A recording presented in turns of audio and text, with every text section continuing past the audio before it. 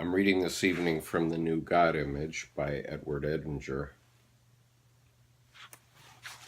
And I'm reading from the appendices of this book, page 172, which is a letter to Pere William Lachat, written by Dr. Carl G. Jung on March 27th, 1954. All theological preaching is a mythologem, a series of archetypal images intended to give a more or less exact description of the unimaginable transcendence. It is a paradox, but it is justified. The totality of these archetypes corresponds to what I have called the collective unconscious. We are concerned here with empirical facts, as I have proved. The idea that the unconscious is the abyss of all the horrors is a bit out of date. The collective unconscious is neutral. It is only nature, both spiritual and chthonic. To impute to my psychology the idea that the Holy Spirit is only a projection of the human soul is false. He is a transcendental fact which presents itself to us under the guise of an archetypal image. Or are we to believe that he is really breathed forth by the Father and the Son? There is no guarantee that this image corresponds exactly to the transcendental entity. The unconscious is ambivalent. It can produce both good and evil effects. So the image of God also has two sides, like Yahweh, or the God of Clement of Rome with two hands. The right is Christ, the left Satan, and it is with these two hands that he rules the world. Nicholas of Cusa calls God a complexio oppositorum. Yahweh's paradoxical qualities are continued in the New Testament. In these circumstances, it becomes very difficult to know what to make of prayer. Can we address our prayer to the good God, to the exclusion of the demon, as Schweitzer recommends?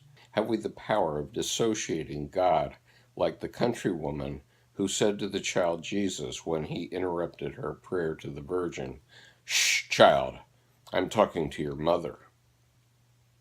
Can we really put on one side the God who is dangerous to us?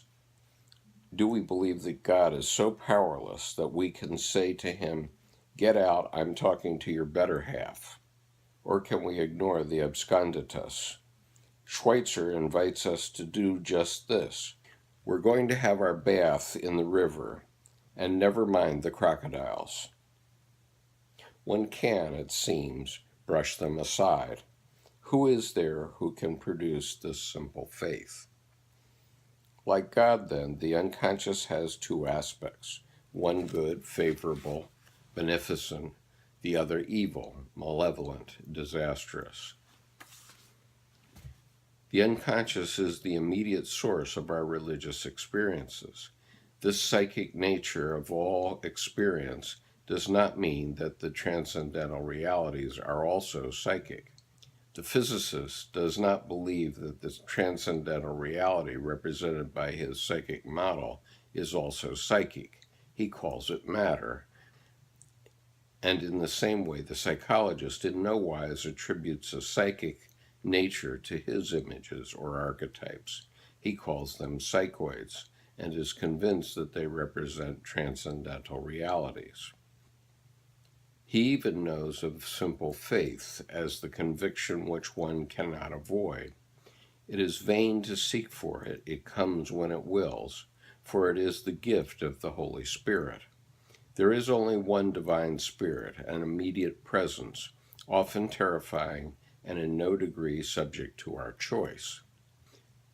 There is no guarantee that it might not just as well be the devil, as happened to St. Ignatius Loyola in his vision, interpreted at first as Christ or God, and later as the devil. Nicholas of Flue had his terrifying vision of the absconditus and transformed it later into the kindly trinity of the parish church of Saxon.